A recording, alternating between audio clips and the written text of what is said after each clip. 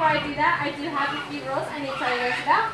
My first rule is that when I bring an alligator around, you guys are more than welcome to pet his body, his legs, his tail, his underbelly, but I ask you guys to keep your hands away from his head. Now while his mouth will be taped shut for your guys' safety as well as mine, you could accidentally poke an eye out and that would not be very fun. Next, I will be going only to the first 2 rows. And now while you guys are on the first row, that's completely okay if you guys do not want to touch the animal and you feel like you don't want to be super close to this guy, you guys are more than welcome to move a few rows back. And then finally, I ask you guys wash your hands when you guys are completely done touching the alligator. That is because these guys have a lot of naturally occurring bacteria on their skin, and it's not going to kill you, but it can make you fairly sick. So we do have hand sanitizations at the doors here, as well as at the bleachers. And if that doesn't do it for you, we do have a bathroom over by our animal hospital. Now, if everyone's okay with those rows, can I get some thumbs up? All right, cool. Well, Kristen's here with me, and she's going to be catching my alligator for me. So, what she's going to be doing is that she's going to be trying to find a really nice alligator candidate to help show around. Big one. She's trying to find one that is not facing her. Oh! She's actually going to be catching it in the water. She's a little more cool. But like I said, she's going to be trying to find an alligator that is not facing her. That is so the alligator doesn't actually turn around and try to bite her.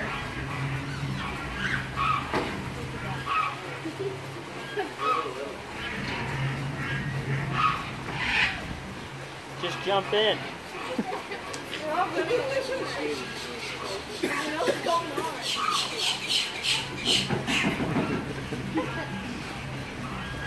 Here comes one. Here comes one. After she catches the alligator, what she's going to be doing is that she's going to be taking our simple electrical tape and she's going to be wrapping it around between the eyes and the nose.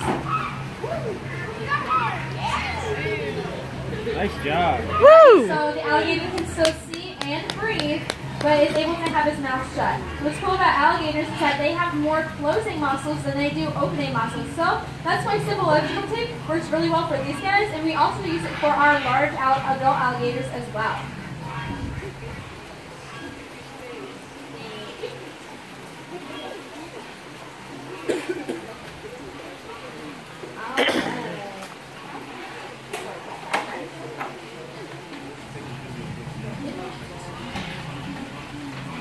Alright, this is a juvenile American alligator.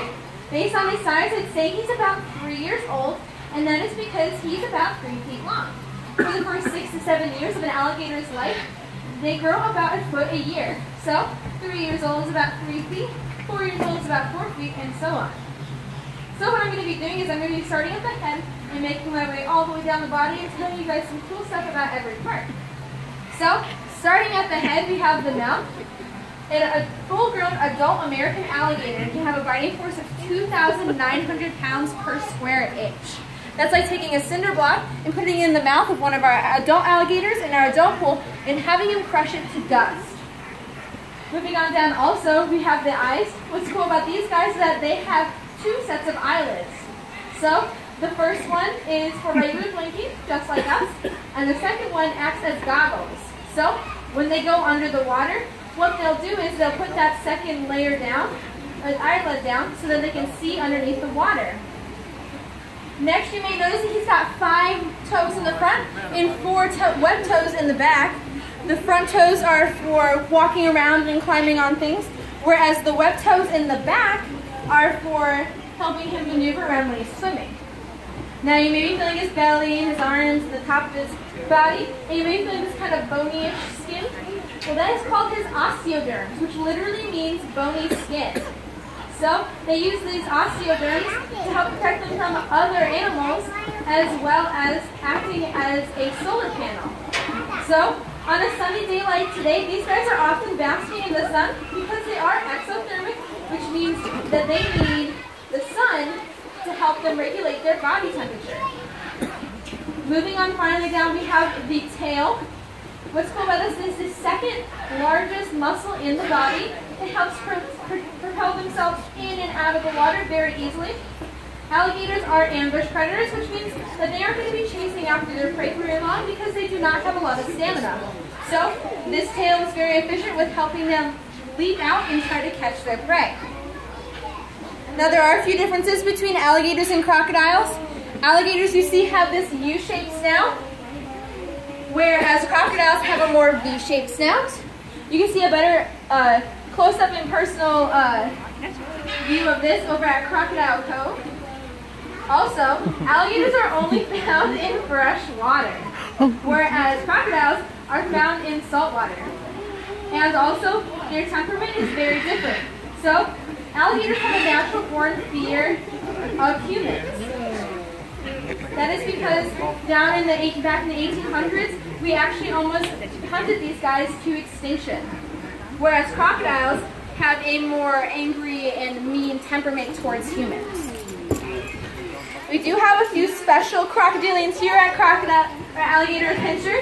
We have Bob. She's our tailless alligator. She's over in Crocodile Cove. It's actually a very common birth defect among alligators, but is not often seen in the wild because they have a 0% survival rate.